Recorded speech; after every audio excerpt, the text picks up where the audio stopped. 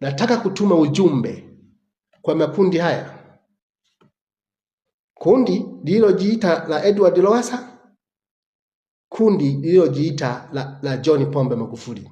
Makundi haya yako kwenye hatari kubwa ya kuuawa kabisa. Haya sio zungumzi mimi tu hapa, ni Roho wa Mungu ameniambia niazungumze haya. Niko kwenye maombi, mara ghafla Mungu ananionyesha, ananipa huu ujumbe niwaletee wa Tanzania. Kundi la Edward Lowassa na kundi la John Pombe Magufuli, makundi haya mawili yako kwenye riski kubwa sana ya uhai wao. Na hii ni kwa sababu Mungu ananiambia, nikamuuliza kwa nini Mungu unaniambia niazungumza haya? Lengo lake ni nini? Kwamba Mungu anasema kwamba kinataka kifanyike kisasi juu yao, kwa sababu walipewa nafasi ya kubadilisha taifa hili liwe ni taifa la haki, na wao walikuwa na nafasi zile. Mungu aliwapa hizo nafasi kwa ajili ya kutenda haki katika nchi. Badala yake wakashindwa, wakaelemewa na ubinafsi. Madaraka yale, wakavaa yale madaraka, ubinafsi ukawajaa kwenye mioyo yao, wakati walikuwa na nafasi ya kufanya transformation.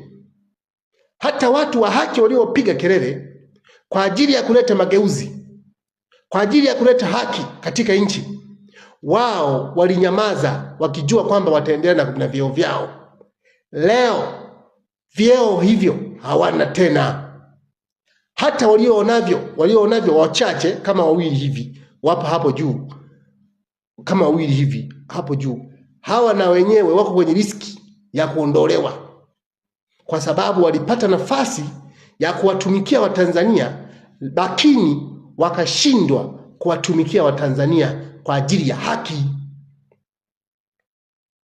Mazengo yatatokea mengi, hasa kwenye nafasi namba 2 katika nchi.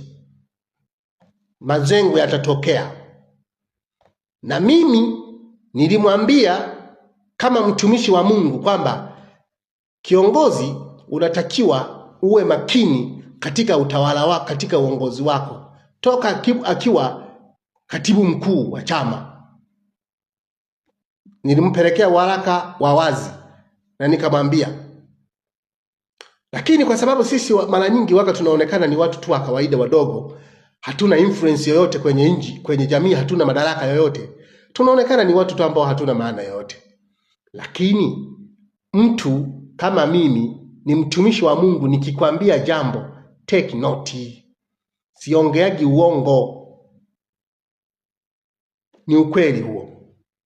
Sasa kuna watu walioandaliwa kwa ajili ya kumaliza watu zaidi ya 36 mpaka 2030, na mpaka kufikia Aprili kuna viongozi wakubwa wa nchi ndani ya nchi hii. Mpaka kufikia mwezi Aprili Mungu ameniambia wataondoka na bendera itatepepeshwa nusu mlingoti.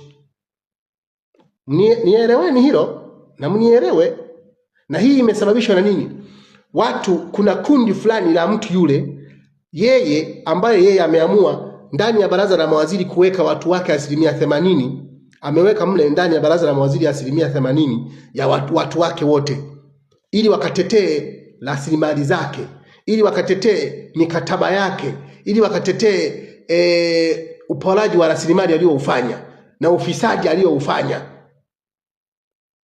Ni kweli, wala sio uongo. Wala sio uongo. Yaani wote 80% ya watu wanaitika kwake yule.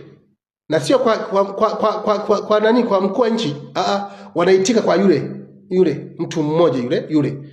Na kueleza ukweli, mimi Mungu ameniambia wanaitika kwake, na kama wanaitika kwa mkuu wa nchi anadanganya tu, lakini wanaitika kwa yule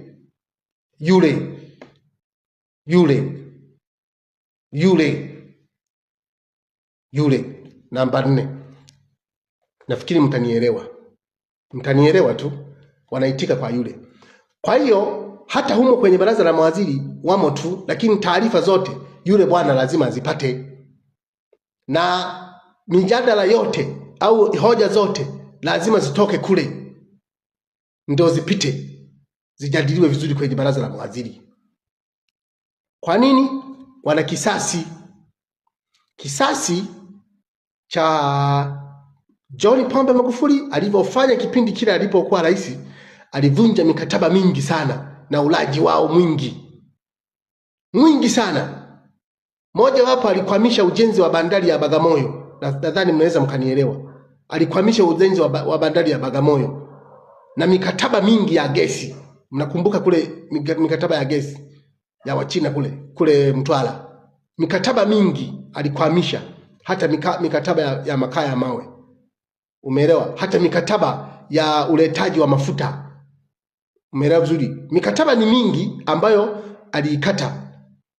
Sasa kwa sababu amepata opportunity, wanataka kabisa kwamba asiwepo mtu yoyote mwenye chembe za uzalendo